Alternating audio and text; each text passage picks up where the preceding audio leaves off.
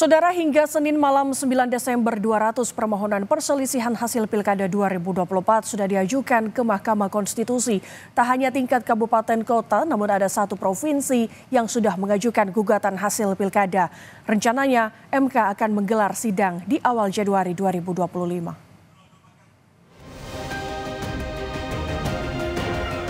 Setidaknya 200 gugatan sengketa hasil Pilkada 2024 sudah didaftarkan ke Mahkamah Konstitusi.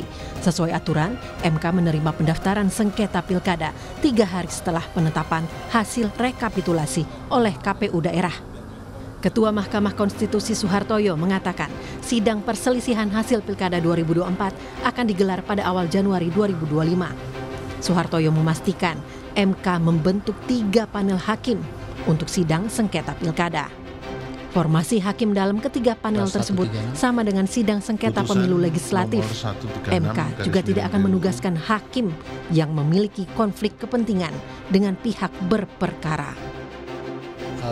Kalau persidangan kan nanti dibagi 3 panel.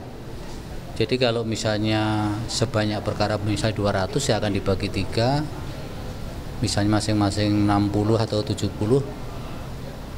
Mekanismenya ya tidak ada persoalan. Kemarin kan malah yang legislatif itu masing-masing panel hampir 100, bahkan ada yang 100.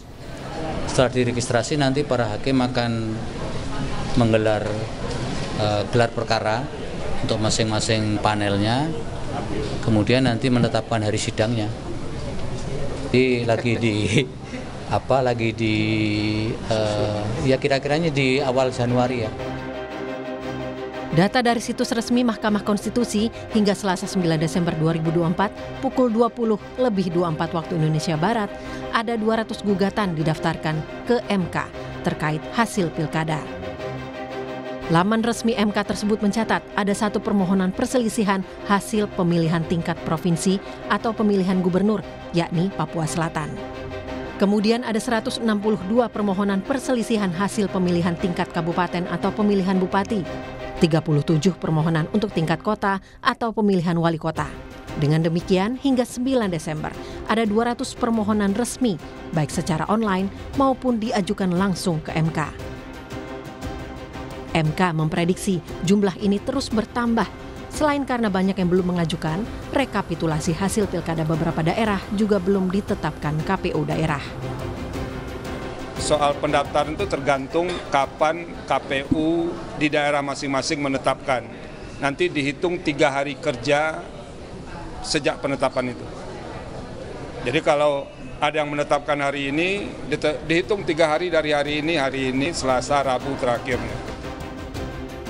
Jumlah sementara 200 perkara hasil Pilkada 2024 yang diajukan ke MK adalah belum setengah dari total daerah menggelar pilkada serentak di 545 daerah.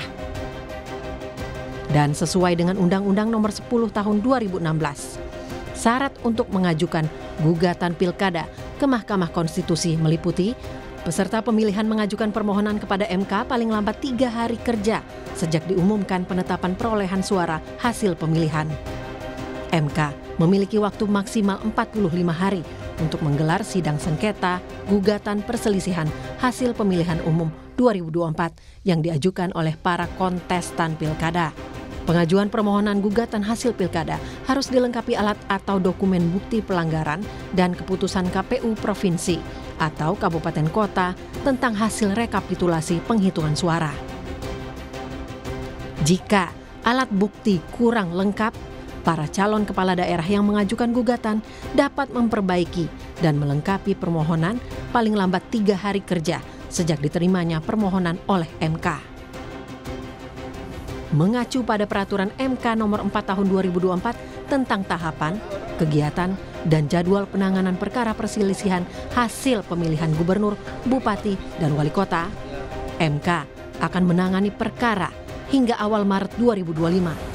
MK menjadwalkan pengucapan putusan sengketa pilkada pada 7 hingga 11 Maret 2025. Dan seperti diketahui, putusan Mahkamah Konstitusi bersifat final dan mengikat.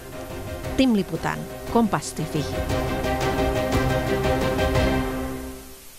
Apakah pagi ini jumlah permohonan gugatan sengketa pilkada bertambah? Kita akan perbarui informasinya bersama jurnalis Kompas TV ada Edwin Zan di Gedung Mahkamah Konstitusi Jakarta. Edwin, selamat pagi. Pada Senin malam sudah tercatat ada 200 permohonan untuk sengketa pilkada. Kemudian bagaimana dengan kondisinya pagi ini? Selamat pagi Gracia dan juga saudara, memang seperti yang kita ketahui, seperti memang update kemarin, Senin di 9 Desember 2024 masih sama, yakni 200 permohonan yang memang masuk per 6.40 waktu Indonesia Barat.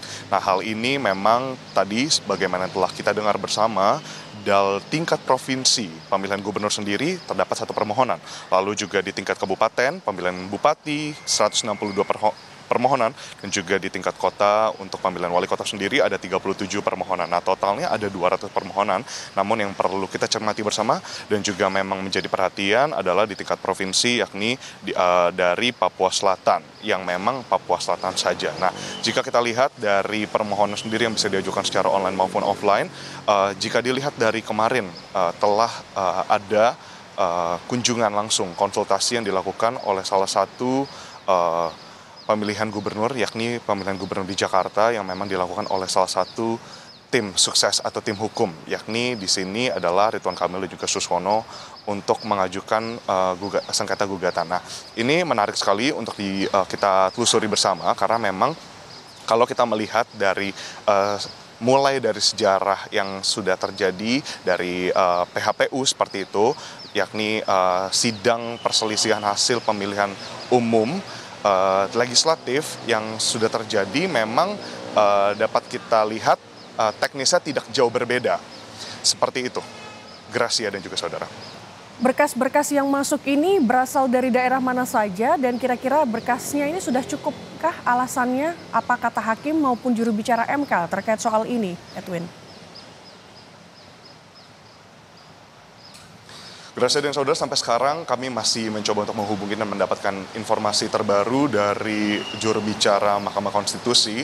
Namun berdasarkan pernyataan terakhir dari Ketua Mahkamah Konstitusi Soehartoyo pada kemarin Senin 9 Desember 2024, memang sebagaimana tertuang di dalam Undang-Undang Nomor 10 Tahun 2016. Nah, Gracia dan saudara, perlu dicermati yang pertama adalah mereka untuk membuat berkas ini supaya kuat dan dapat diterima dari permohonan untuk menuju ke perkara, nantinya proses ini membutuhkan bukti-bukti seperti bukti-bukti pelanggaran. Kemarin sempat disebutkan oleh beberapa pihak yang memperkarakan seperti itu, yang memang tidak puas terhadap dengan hasil rekapitulasi dan juga penetapan dari KPU di tingkat provinsi, lalu di pihak kabupaten dan juga tingkat kota. Nah, alat-alat bukti yang bisa disesuaikan dan juga dimasukkan ke dalam permohonan adalah video-video bukti kecurangan, baik di TPS yang memang merupakan hasil pemantauan.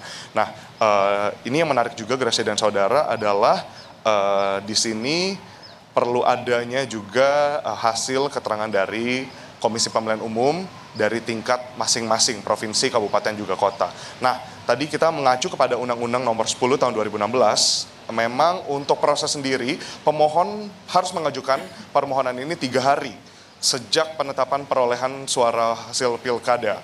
Nah, itu memang tergantung, sebagaimana dikatakan oleh Ketua Mahkamah Konstitusi, tergantung memang pada waktu penetapan hasil rekapitulasi dari setiap provinsi, kabupaten maupun tingkat kota, seperti itu. Nah, yang kedua juga setelah itu tidak hanya akan bergulir dari permohonan langsung untuk ditetapkan sebagai perkara, tapi pemohon juga harus melengkapi dan memperbaiki permohonan berdasarkan memang permintaan dari Mahkamah Konstitusi. Nah, tadi yang seperti yang sudah saya sebutkan, yakni alat bukti pelanggaran dan juga keputusan dari Komisi Pemilihan Umum itu sendiri.